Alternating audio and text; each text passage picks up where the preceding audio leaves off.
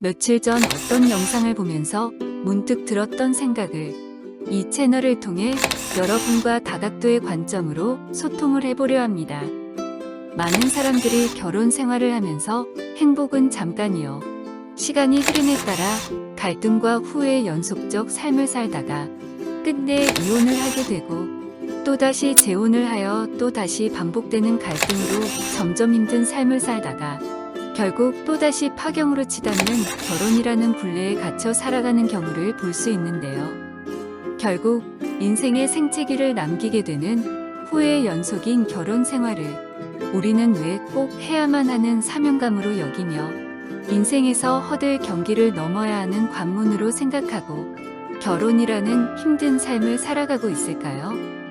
사람들은 왜 이렇게 힘든 결혼을 해야만 한다는 강박관념의 틀 안에서 행복한 생활보다 의무적 방어 생활을 하고 있는 것 같은 착각 속에서 점점 갈등과 고통의 관계를 힘겹게 책임과 의무감 때문에 속박된 생활을 하고 있을까요?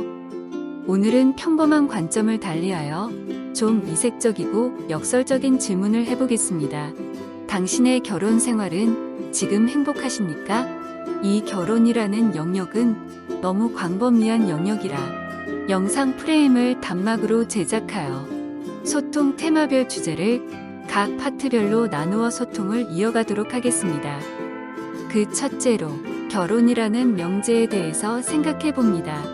결혼이라는 제도는 태어나면서 성인이 되는 과정 안에서 삶 속에서 자연스럽게 우리 인식의 틀 안에서 체득된 하나의 통념이자 제도이고 한 나라의 전통 풍습이자 조상 대대로 부모로부터 전통적으로 계승되어 이어온 인간 생활의 규범이자 생활 규율로 안착이 된 인간 생활의 풍습입니다.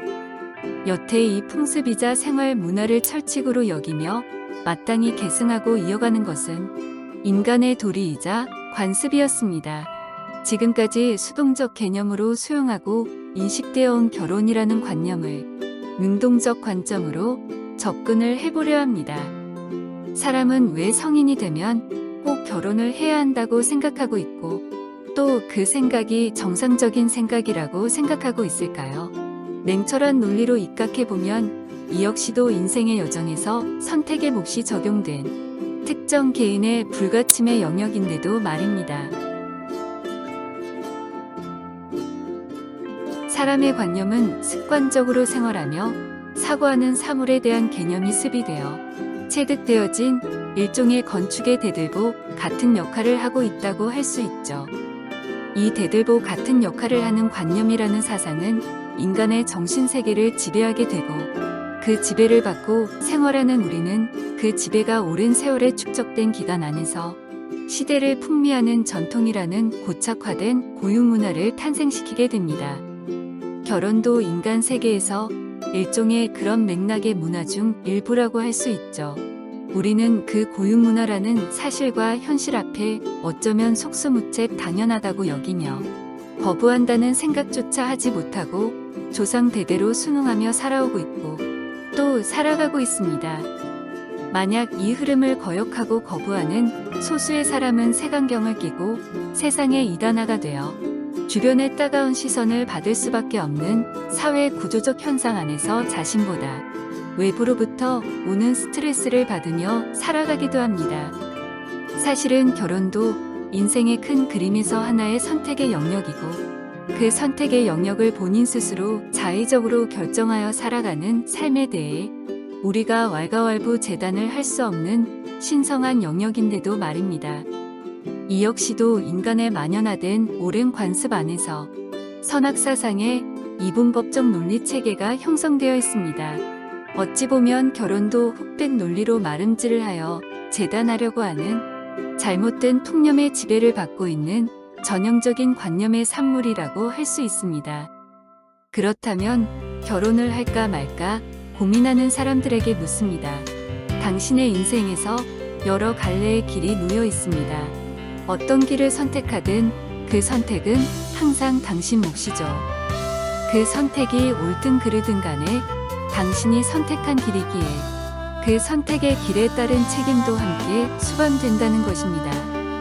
그 길을 선택할 때 타인의 강요나 지배에 의한 물리적 힘으로 억압을 받고 선택을 했다면 그것은 궁극적으로 당신의 온전한 선택이 아닌 타인의 삶을 당신이 간접적으로 대신 살아가는 형태라고 할 수 있습니다. 이런 삶은 결코 자신의 행복을 선물하지 않습니다.